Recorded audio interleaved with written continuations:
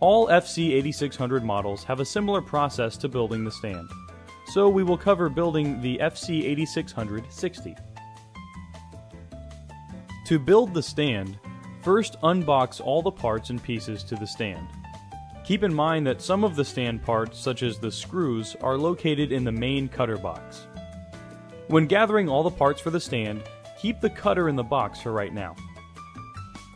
Lay each piece of the stand out on carpeted ground to prevent scratches. Let's identify the different components.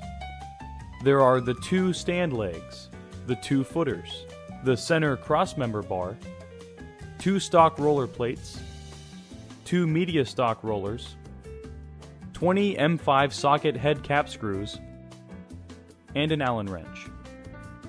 Keep in mind the basket assembly will be in a separate box. First, mount both stand legs to the crossmember using 4 M5 socket head screws. As you mount the crossmember to each stand leg, do not tighten the screws completely. We will tighten them after we place the cutter on the stand and it has been properly seated. Place the stand upside down so that the footers can be mounted.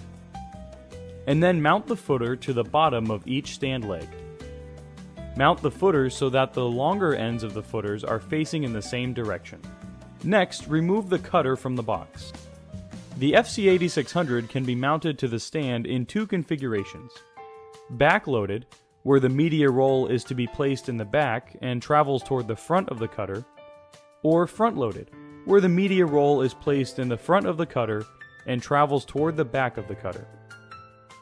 If you plan to have the media roller in the back, place the front of the cutter facing toward the shorter end of the footer. Conversely, if you plan to have the media roll in the front, set the front of the cutter so it is facing the same direction as the longer ends of the footers. Place the FC8600 onto the stand so that the positioning pins match up with the holes on the FC8600. And then fasten with the 4 M5 socket head screws. At this point, tighten the 4 socket head cap screws using the provided Allen wrench. And then tighten the 4 socket head cap screws on both legs. In the basket assembly, there should be the basket made of fabric, 3 long basket tubes, 4 short basket tubes, 4 corner joints, 2 mounting brackets, 4 M5 socket cap head screws. First, locate the media stocker plates and mount the mounting brackets to the bottom of each stock roller plate using 4 M5 mounting screws. Mount the 2 media stocker plates with the attached mounting brackets to the inside of each stand leg on the underside of the cutter. Insert 1 screw in the front.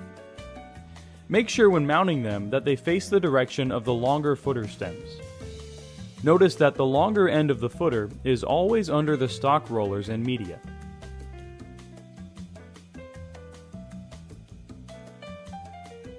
Insert 2 shorter tubes in the top holes of the bracket so that the open ends of the tubes are facing toward the front and the ends with the caps are facing toward the back for both sides. Remember, the top tubes should be open and the bottom tube should have a cap. Take the 3 long basket tubes and insert them into the sheaths on the edges of the basket and 1 in the center sheath. Now locate the joints and insert them into the ends of the longer tubes.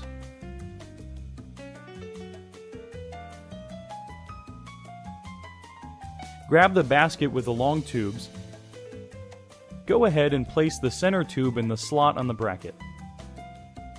Insert the corners that are inserted in the longer tubes and insert them in the shorter tubes.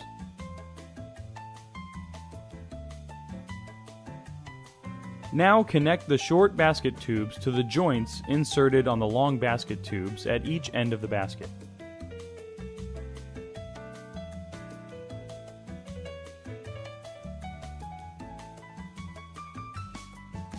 For the last step, gently remove the packaging from the cutter itself.